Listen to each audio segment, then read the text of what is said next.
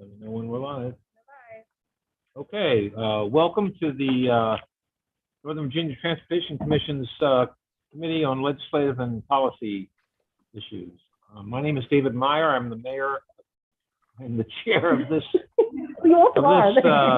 committee, and I want to welcome everybody. And I'd like to note that we are starting at 5:02 p.m. We're continuing with our safety protocols due to the surge in COVID-19 variants. So this meeting is being live streamed on YouTube for the public and staff. Participating remotely, we have one member of the committee. Senator Eben will be joining us electronically from the General Assembly session in Richmond. He hasn't joined yet, but he may come in at whenever he is available. Our executive director has already confirmed that we have a quorum, so let's begin. First, we have in front of us the summary of our November 12th meeting of the committee. Does anyone have any corrections, additions, changes to it? If there is none, we will move on. And as you know, the crossover was 2 days ago on February 15th.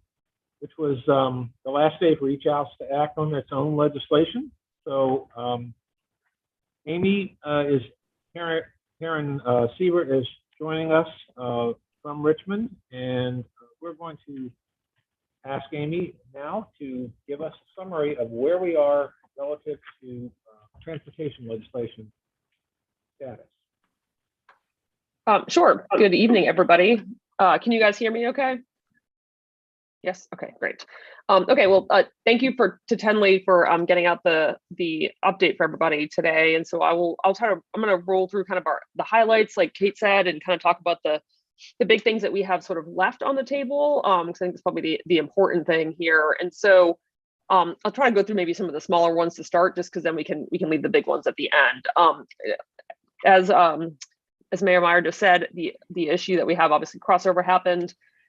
And the budget is coming out on Sunday. So that's actually probably why Senator Eben is not available. They're doing all their small meetings and kind of trying to craft the Senate and House budgets, which will come out on Sunday. So that'll be another big hurdle for us to get through as well, obviously, along with crossover. So we'll be paying a lot of attention to the amendments and a lot of budget amendments that we're dealing with transportation, gas tax, et cetera, issues. So a couple things that obviously happened this session. We had, I'll start the Senate bills that we have on our list. I'll kind of just roll through them quickly. If you guys have questions, please stop me. Happy to answer anything I can. Senate Bill 251, which was a bill that was dealing with the Northern Virginia Transportation Authority, that was amended throughout the session, and we actually were added into it to be part of a work group to look at these issues for funds for pedestrians and bicycle projects. Senate Bill 281, which is the bill that we have been working on with DRPT and along with the BTA and VACO to deal with a bus procurement problem that we've had, which we are extremely grateful to Senator Eben for helping us with that bill. That has passed out of the Senate and is going to be will be heard in the House next week. The House actually canceled all their meetings this week, and we'll be doing everything next week. They hadn't had any of the Senate bills even referred to committee yet, so that'll be happening over the weekend. And so we're happy that bill is moving forward. We're also working, just as a reminder, putting language in the Caboose budget, which is the budget that finishes out this fiscal year.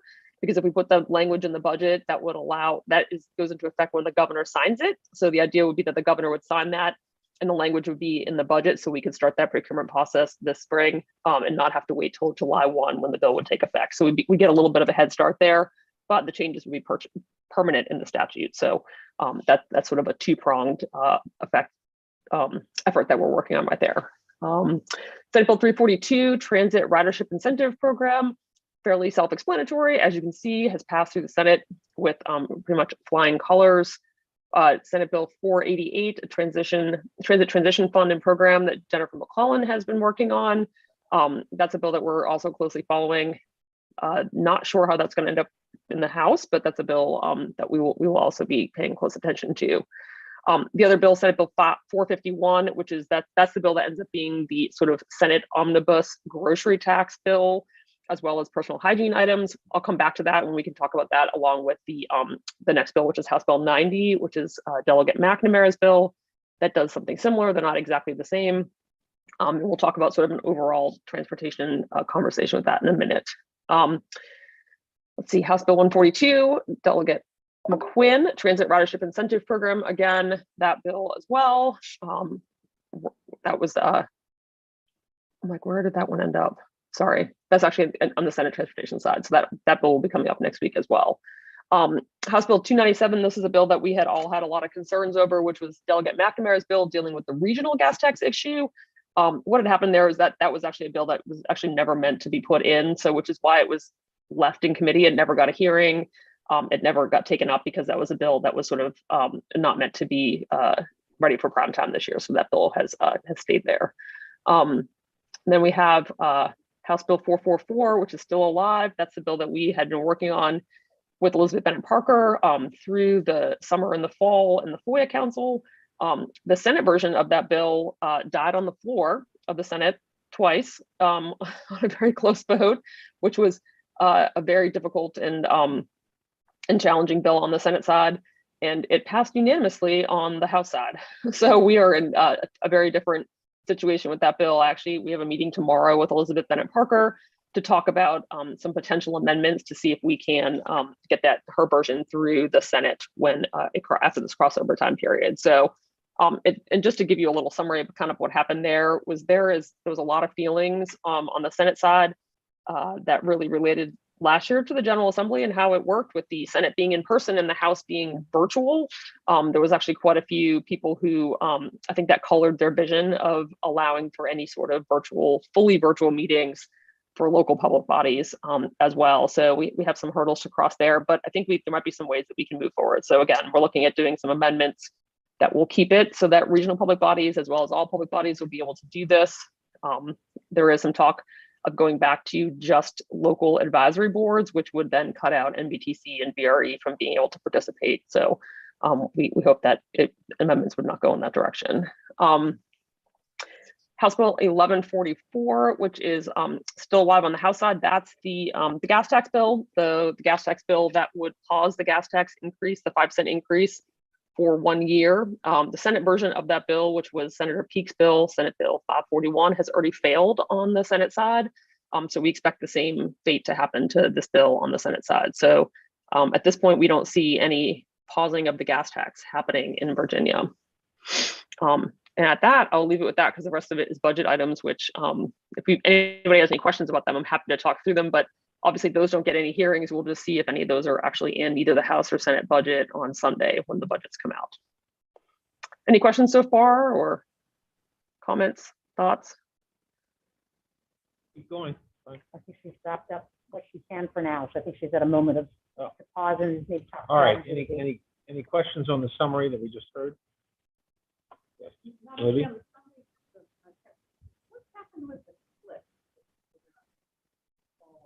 Ooh.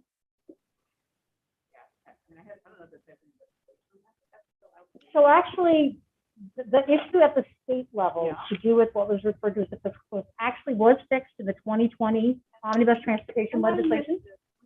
Yeah, no, and honestly, it was signed into law like the week that the world shut down. So, you know, so one of the things that happened, this is why it's important for us to watch all these different tax provisions, is that they changed the composition of funding. Funny enough, I actually walk around with the chart. So it used to be that public transit would only get certain revenue sources, and it was consolidated that transportation as a whole would actually be 9 different revenue sources, and then it would merely be percentages of those would go to the highway, transit, rail, etc. So they were actually able to shore up. So the fiscal cliff at the state level is not a problem right now. There's other funding challenges that all of our localities will likely be facing related to WMATA and other things moving forward, but the fiscal cliff was taken care of with that omnibus bill. Yeah, but that does mean we now pay attention to all 9 of those revenue sources. And so the gas tax and the grocery tax are 2 parts of that. I don't think we have anything to worry about on the gas tax. Correct me if I'm wrong. But with respect to grocery, and this is the chart that you have here. And this is what would be the result. And what's what I want to note here is when the highlighted numbers on FY23 is that's how much we would be short 6 million in 23. We go to 24, we'd be short 15. So that's against where we are right now. And then it goes all the way out. And these are statewide numbers, but in general, Northern Virginia is about 50% of the statewide So numbers. this is about half. So really, this is our challenge. Thank you for that very basic background. Absolutely. Could you explain this chart a little bit somehow? No, this is Maybe fine. it's So this later in is the day, but it's hard for me to follow. absolutely. So this was created by Danny Flower at the Virginia Transit Association. So I'll give him credit for diving into the numbers. Yep.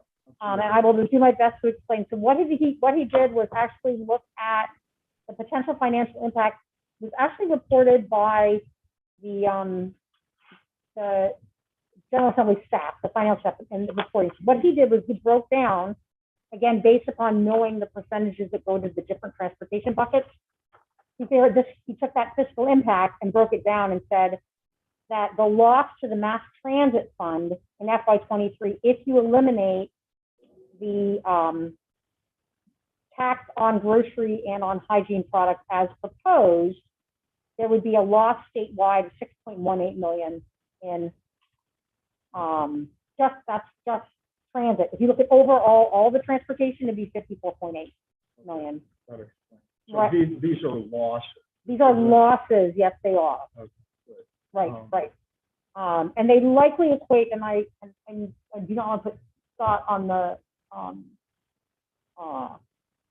microphone here on this, but I believe that we're looking, I mean, it's a little bit different for 22, but moving forward, I think the losses are somewhere between, it's about 6 and 8%. Scott, I don't know if you're able to connect. But I mean, it's not, it's symbolic, it's meaningful, it's not 100%, but it is something that, when it, again, if you're looking at a $7 to $8 million loss in Northern Virginia, it's $7 to $8 million that the state would not be providing to our locality. The other thing that can't be lost is you really can't look at transportation funding on a one-year basis. In other words, what you're doing over time is exactly what the state did until they passed some fairly courageous legislation, 8 or 9 years ago, was you underfund, and it has a multiplicative effect in terms of digging the hole and what you need to do to get out of it, right? So it's not just enough to say, well, in 1 year we lost 6 million, well, that's X percentage. But when you start putting this together, that's significant. The second thing is when we get to a discussion, I hope there's a way to explain literally in concrete terms what this means. What are we not going to be able to do as a result? Because I sent a letter down there and I said, basically, this kind of stuff is fool's gold. It looks great, it's shiny, but the reality is all you're doing is pushing off necessary expenditures, either for other tax sources, or worse yet, you're postponing things that will degrade the quality of life. So I don't know what we want coming out of this meeting, but I would like some kind of communication that maybe doesn't just say, oh no, we don't like it in written numbers, but rather make it real. I know, Amy, there's a lot of conversation among the Northern Virginia legislative staff yesterday. So you want to talk sort of about some of the conversations related to this? Because obviously there's a great deal of concern, but there's also a lot of dynamics that play to make this tough. Yeah, sure. I mean, I'm happy to. I mean, I think, I think a lot of this is a little tough. I mean, I think obviously I don't disagree with you about the issue of like losing another dedicated revenue source for transportation is very detrimental moving forward, right? I mean, that is not something that we want to have happen. And so that is a problem. I also think that we have to be realistic, and this is a bipartisan train at this point to get rid of the tax on food. This is not just a Republican priority. This is a Republican and a Democratic priority. There is a little bit of difference on how they go about doing it.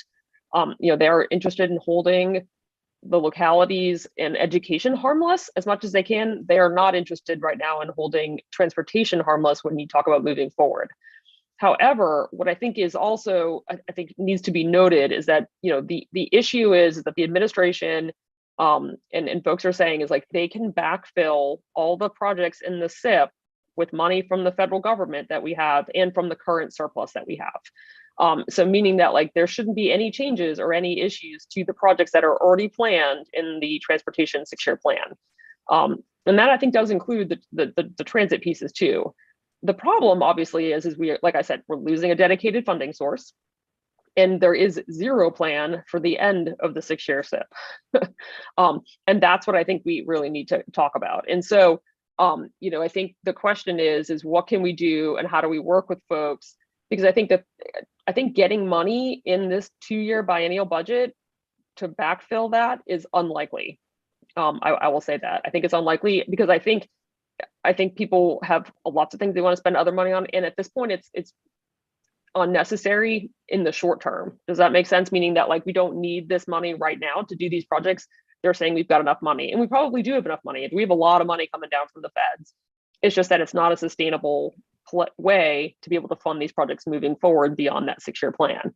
And so what we're thinking about at this point is trying to figure out like what do we do and how do we look forward, whether it's beyond this biennium or even beyond the next biennium, to figure out like what do we do and how do we get people to start paying attention to the fact that we are losing a dedicated source of funding for transportation when we've made so many steps forward and we're taking this step back. What can we do there? So I will leave, I'll stop talking for the moment and see if you guys have thoughts and questions or if I'm making any sense. I also will admit that I'm sorry, it's been a very long week. I'm not entirely sure I'm speaking in full sentences, so. You're quite cogent, Amy, that's fine. I'm going to follow up with what David just said a moment ago. When I look at all the programs funded by the state, there's probably 2 categories that require sustained, long-term, multi-year funding. One is transportation, the other is housing. Maybe there's others, but those 2 in particular, particularly transportation, given the way projects are broken out and the milestones and all that stuff. And Dave is absolutely correct that this is not a trend line that aligns with our goals for economic development of the region. There's a direct correlation between this, and this is not spending, this is investment. And we all know this already. I don't need to be preaching to the choir here, but we have some neophytes that are in control now, and they are only looking at the short term. And this is not just what's going on at the state level. I got it right here in my own city council. And I have some citizens who are thinking that way as well. So this is devolving into cocktail chatter, but we got to stand against the day to the extent that we can. We've got to educate people, and we've got to. I agree. I think the likelihood that we're going to get any replacement dollars in this biennium is pretty slim. But we do need to. I think we need to, as Dave suggested, we need to put together our own kind of Port Huron statement about where we are here, and push back to the General Assembly and make it clear that this is the wrong trend line, and I would like for us to tie it to our economic development as a region. James. Yeah, I agree with everything that's been said, and we had our reception in Richmond last night with the delegations. I had a lot of these conversations, and I think, unfortunately, Amy's analysis is right on. It's moving, and I think it's important for us not to take the approach of thank you for not holding us to that. Obviously, education funding for us based on population needs to otherwise disaster, some improvement, but this is really problematic, and just one thing I would say, and it's not like much an NVTC issue, but the 6-year fifth talking point I've heard. The problem is that for Northern Virginia, the 6-year fifth is insufficient. We have project after project after project that's necessary that's not in this year. The maintenance money that exists right now is insufficient. I have neighborhoods that still have not been repaved since the Great Recession, since the paving program was halted. Fairfax County taxpayers are paying now to mow the median because VDOT doesn't mow the median.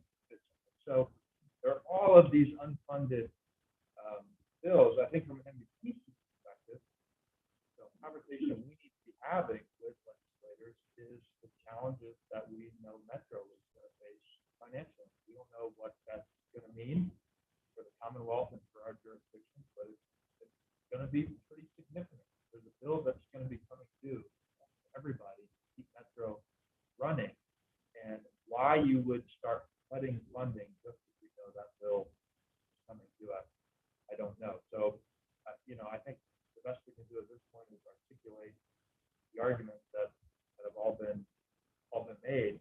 If for nothing else, let's delay the groundwork for restoration of funds in the future. By the way, we're still fighting for the NVTC funding. 2018, so add this to that list. But I think the fifth talking point is really important. You cannot let that go. The 6-year fifth for Fairfax County is not sufficient. So to say that they have the money to backfill that doesn't do us any favors. Yeah, I find myself wondering, can you do that little fallback? I don't know if it would work here, of recommending a study or a report that gets done over the next couple of years, a year or so, and then when it comes out, it makes all of these points, but it's done by a, I don't know, JLARC or some kind of, anyway, that's just the thought of how to do that. So it isn't us kind of whining. We get this sort of separate group that does the study. And thank you for reminding me of what it is. I'm sorry, I can't hear that. I'm sorry. Oh, At the far end of the table, it's hard for me to hear that part. Sorry.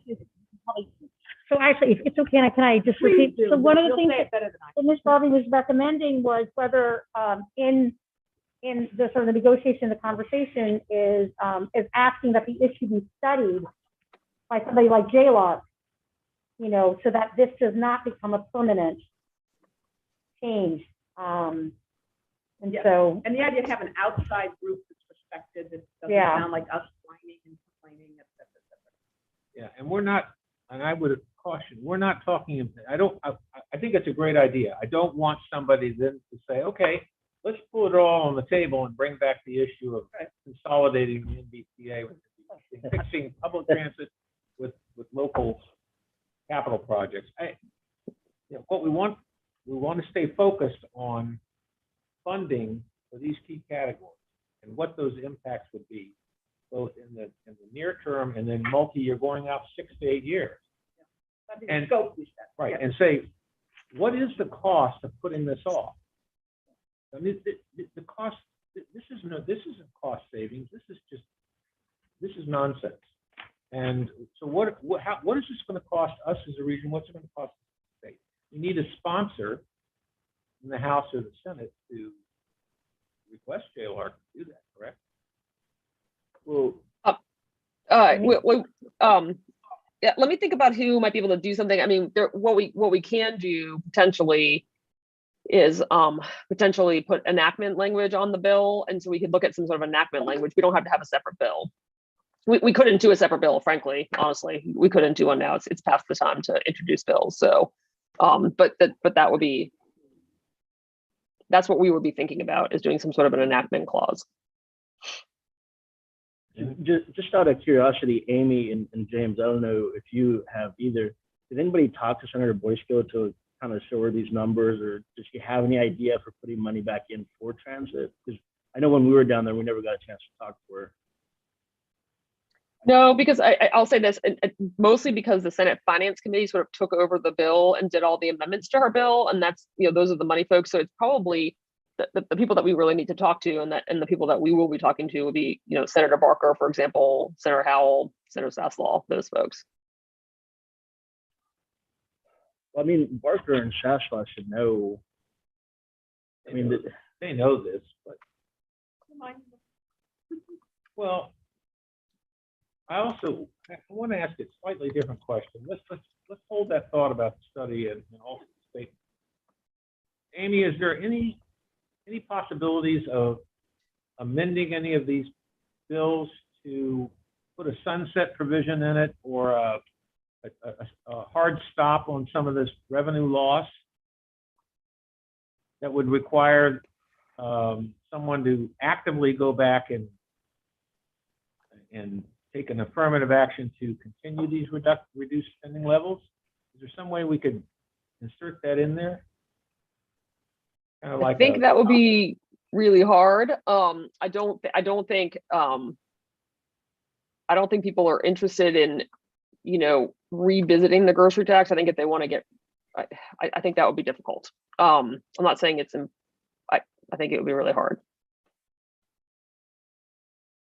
But again, I think trying to focus, I think the issue is that what we have to get people to really, I think we need the legislators to be conscious of when they pass this bill, understanding that they are leaving and that they're removing a dedicated funding source for transportation. They need to do this with that knowledge and with a commitment that they need to figure out a plan for that.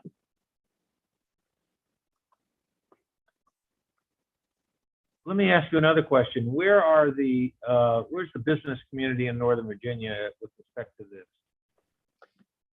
So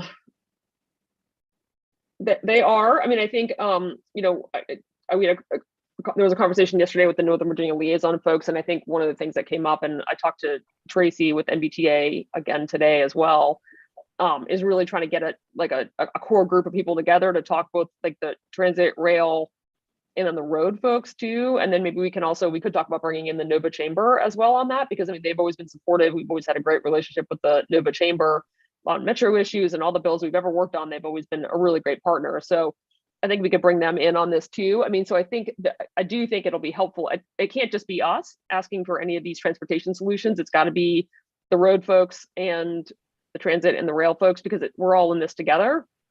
And I think that's really important. So we have been talking about trying to get a core group of people together.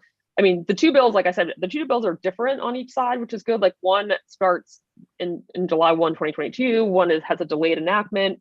There's a little bit of different things. So the good news is like they're not the same. So it's not gonna be like they're gonna fly through both sides of the house. So there'll be continued discussions on both bills on both sides of the house. So we have some opportunities here to kind of, again, like I said, elevate the conversation, to talk about the fact that transportation dedicated funding source is being removed, and get people to have a commitment to work with us to fix it. And I think adding on to that with tangible stuff, this might not come in our letter, but maybe from our localities, as James was saying, because when you look at this, I mean, highway maintenance, operation, road construction, that's the two biggest numbers, and we already don't have enough as is. So, and here's the rub. Who do our constituents complain to about medians and potholes? They complain to us.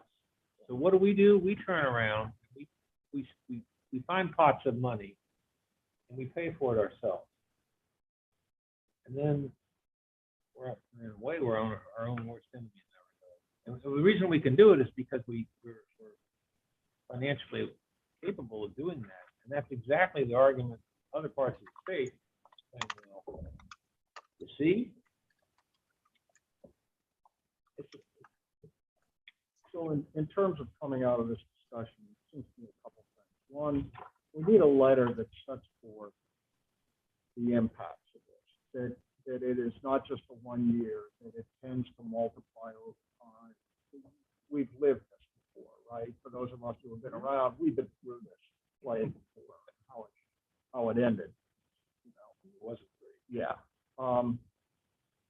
And that's almost more analytical, because I'm trying to deal with the political realities here, to, at least as they've been described. A second thing is we ought to prepare study language, and I like that, because if they're going to pass this law as proposed, it's a good thing that they're preserving a local. And this other thing, so at least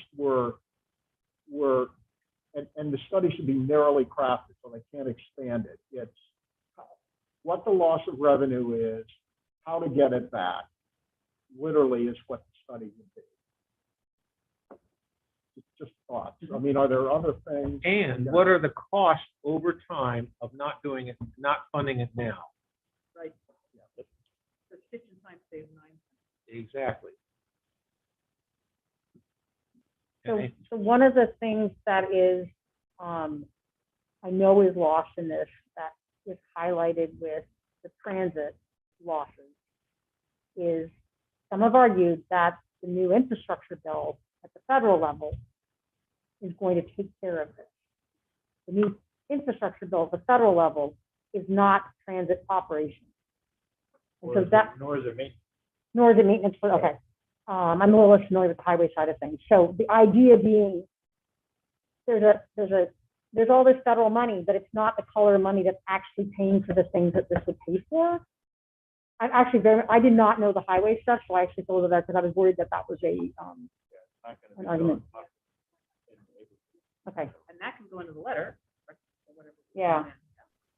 Because so this will directly affect, as you mentioned, there's WMATA, there's all the operating of our local transit system is coming out of this pot of money. Operating of VRE coming out of this pot of money. And it sounds like maintenance of highways and roadways comes out of this money too. So I don't know if is that helpful, Amy? Because I know you guys are hearing about, well, there's also the relief funds too, availability, but also the infrastructure. Those are the big arguments, right? Yeah, I mean, I think it does help because I think obviously we always know that federal money always comes with strings attached, right? And I think it is important. I do think it's important to maybe parse out a little bit, like you said, like the federal funds that we're going to be getting, are they, are they totally fungible? Like, do we, like you said, are there a lot of funds that that's only capital, it's not operating? And I guess the questions would be then, if there's a state surplus that they feel like we already have in the transportation world too, which is the other piece of this, right? They're saying we have federal money and we have state money that will be able to play around with it. And so the question is, if we have questions about rail operating and transit operating and, and maintenance, are they planning, if we can't use federal funds for that, are they planning to use state funds for that to get us through that 6 years, right? Is that kind of that's sort of what I'm hearing? Is that accurate? That would be, I think that's helpful for me. Because I do think people are just saying, oh, we've got enough federal funds and we've got enough surplus, we're fine. But there's not a lot of detail there, if that makes sense.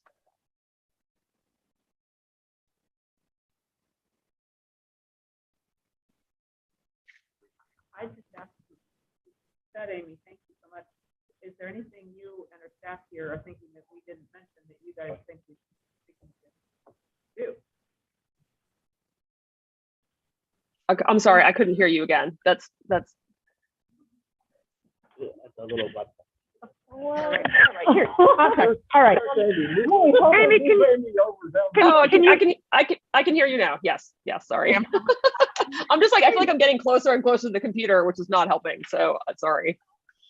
Just simply, I was just thinking, listening to your last statement, is there anything we haven't asked you to do that you think we should have thought of, or is the staff here, because you guys deal with this all the time, did we miss something you think that we should have thought of?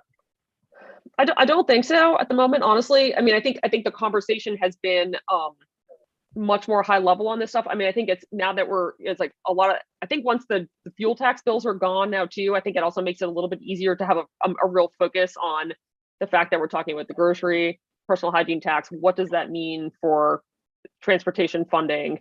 And having that just a much more direct conversation, if that makes sense too. I think it's been, we've had these conversations about all these other issues. So I think it's now we're like, okay, here we are. We know the Senate's going to kill that other bill.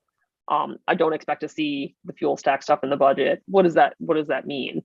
I mean, I will say, I do think it's going to be an interesting year when the budget comes out this weekend, because I do think that the Senate budget and the House budget are going to be very, very different, which means that it's going to be, the conference committee is going to be more complicated than usual. And it's usually complicated anyway, but a lot of that's just a priority issue for each side. When you're talking about the House and there's a lot of tax cuts that they have on the House side, that's going to impact, where their money and their surplus money and all that stuff's going. And then the Senate's going to have fewer of those. So they're going to have money to spend in a lot of different areas. So we're going to see, I think, a very different, two very different budgets on Sunday, which is going to leave, the conference time when we're conferencing on the budget. I think it's going to be a little more complicated than than usual, although Senator Evan can certainly tell me a little bit more about that. But just from an outsider's point of view, I would say that's where I think, which again, we'll have more of these conversations too regarding that, the sort of what happens on the transportation part of the grocery tax. Sorry, Senator Evan, I didn't mean to, I didn't mean to like sort of throw you under up there. No, sorry to be late. So I guess you're talking about the sales tax in the competing versions in the two houses. And I'm assuming that in the Senate that what we did is we got rid of the 0.5% that goes to transportation, but not to the 1% local, right? That's what you're referring to? Yeah, And both sides do. Both sides leave the sort of transportation piece undealt with, essentially. Yeah, that, like, and then, yeah, right. And then in the House, they got rid of everything in the sales tax. Yeah, so I don't have anything special to report on how that's going to be replaced. We've been talking about it in caucus, and Senator Boysko and others have expressed a desire to have a plan for that. And Senator Barker's been talking about doing something, but I don't know exactly what he had in mind. Great, that's helpful. We're supposed to get something in writing dealing with it after Sunday, which is after the fact. But you can purchase buses now. Just need money to do it, right? Right. You can be too beat up for the buses. Yeah, well, a pothole. Yeah.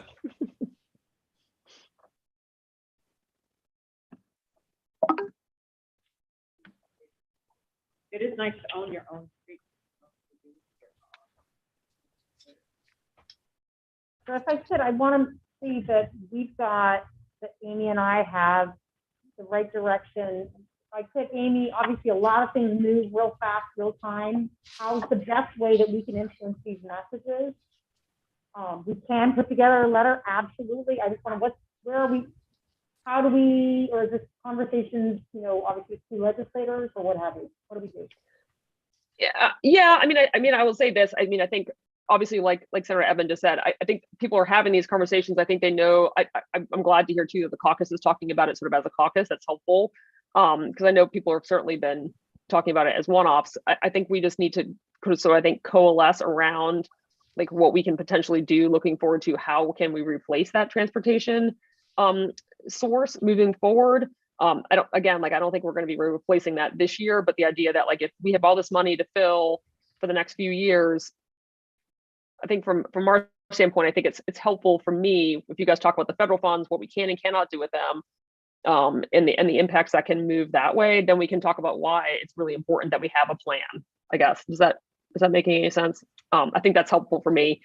And I think these conversations would start happening. Frankly, I would have like on Monday. I mean, right now the budget is the only thing everybody's talking about, and that needs to be their focus. And so we can talk about those bills starting on Monday. I would encourage you to consider writing a letter to Senator Howell and Senator Barker asking for the replacement plan, because I don't know that there really is one, but I think you should talk about how vital the state revenues have been in the past, and how the temporary the temporary infusion from ARPA funds is not a sustainable revenue source to be counted on for years to come. That's just my 2 cents. Write and pressure all of us. I mean, you can write it to me too, but Janet and George and Dick are the ones who need to hear it the loudest, as well as House members. House members too, Republicans. Yep. Agreed. And I mean, the other bill. I'm sorry. Go ahead. Oh no, I was going to say. I think there's going to be a lot of opportunity during the conferencing time to be able to work through this, right? Right. Okay. Yeah. That's what I was sort of thinking. But I was sort of not thinking it as a House or Senate issue for this weekend, but thinking about as we move forward when we're talking about the conference report, having that kind of a plan. Yeah. Okay. Great. I just want to make sure I'm on the same page as you on that. So. And the regional fuels tax bill. So a lot of the other bills that Amy's probably already described for you are DOA, like the bill to lower the gas tax and stuff from the House. Great. When they get here. Thank you for that. Thank you for that confirmation. That is also what I said. Yeah, no, we know what's going to happen. no, I can definitely put a letter together, understanding the role of state aid. I can definitely write from the public transportation perspective. I mean, all of those things are absolutely true. The ARPA money is going away, it's fading away, there's no sustainable thing there for that. And these funds are being used to pay for operating of transit, which is not something that can be done with any of the federal funds in our large urban areas. So you can put something together. You might even put something in there in the letter that while you support a sustainable ongoing source for to replace the 0.5%, that short of that,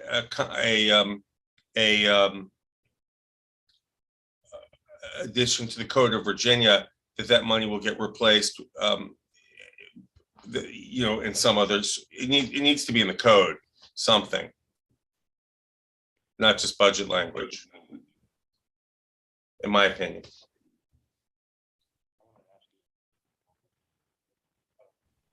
Just derail the. Yeah, agreed. It would have to be an actual long-term solution. That wouldn't just be it wouldn't be like a short fix. I agree with that.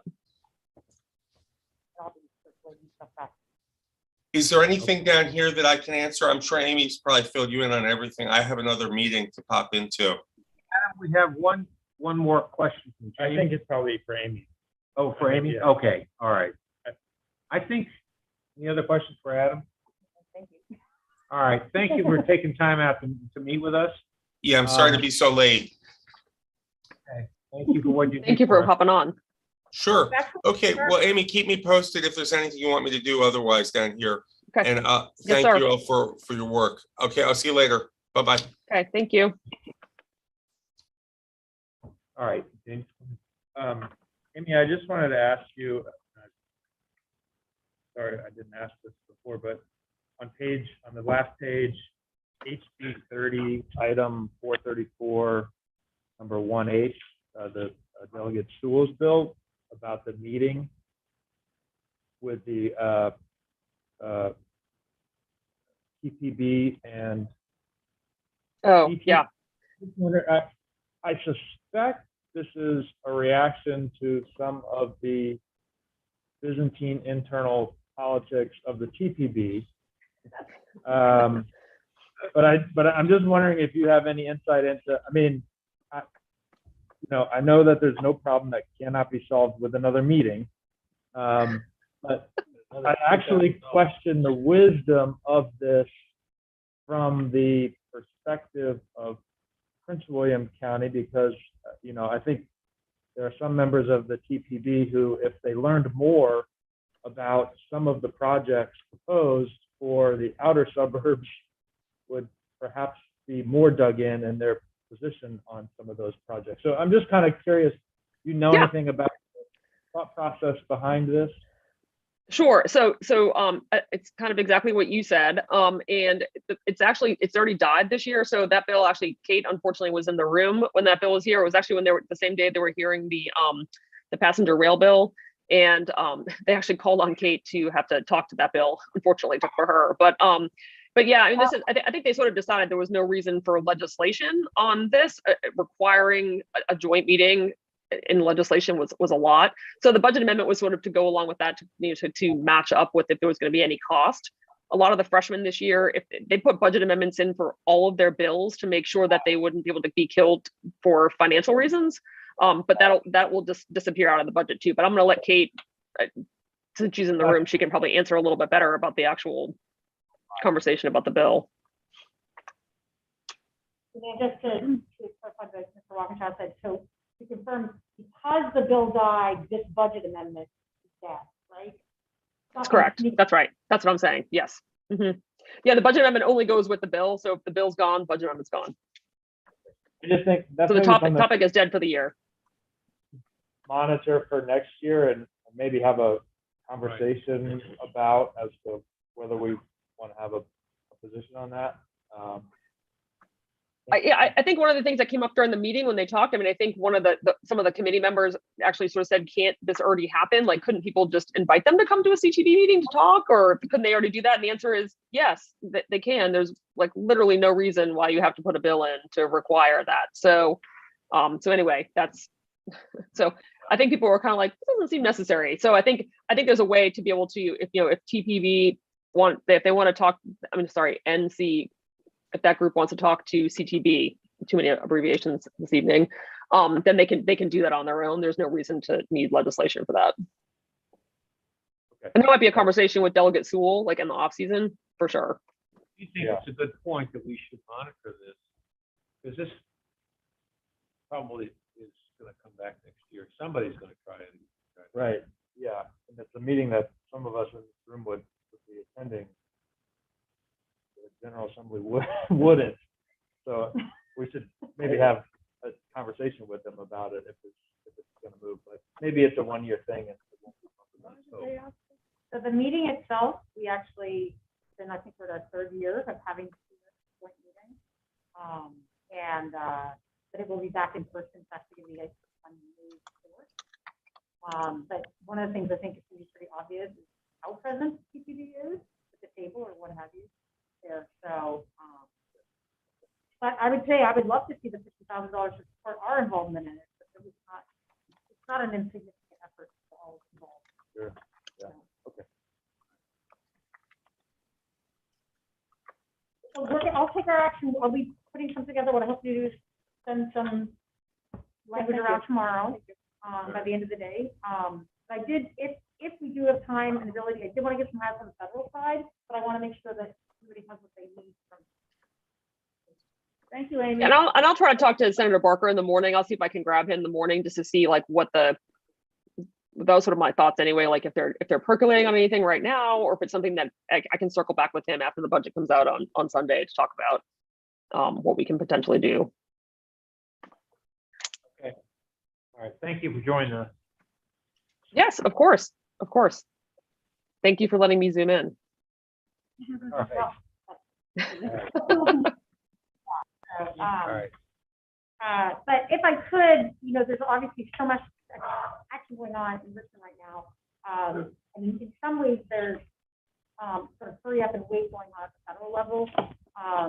So again, we had the benefit of Cardinal Infrastructure helping us provide. So I did provide to you an overview. I'm just going to give a couple little highlights.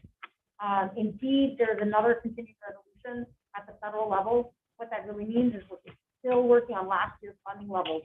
And so when you talk about the infrastructure, the big infrastructure plan or infrastructure legislation, a lot of that actually, those funds are not getting out yet. They're waiting for the new FY22 appropriation. So, and so once again, we're sort of stopgap and moving forward with another CR through March 11th. There appears to be a little bit more conversation again about the Build Back Better. That's getting linked into essentially some tax reform things that Senator Manchin back into the conversation about Build Back Better. As a reminder, that's a bunch of other sort of broad infrastructure plans with a lower high out there that could affect a whole bunch of other things. There are a little bit of transit in there. The big spot for public transit is really in the infrastructure bill. So we're waiting again to see those increases in funding start to roll out once we get a full appropriation. With the actual implementation legislation, I mentioned there's still funding at the 21 levels. There's a couple of discretionary grant programs that are coming out that I expect some of our localities to be interested in.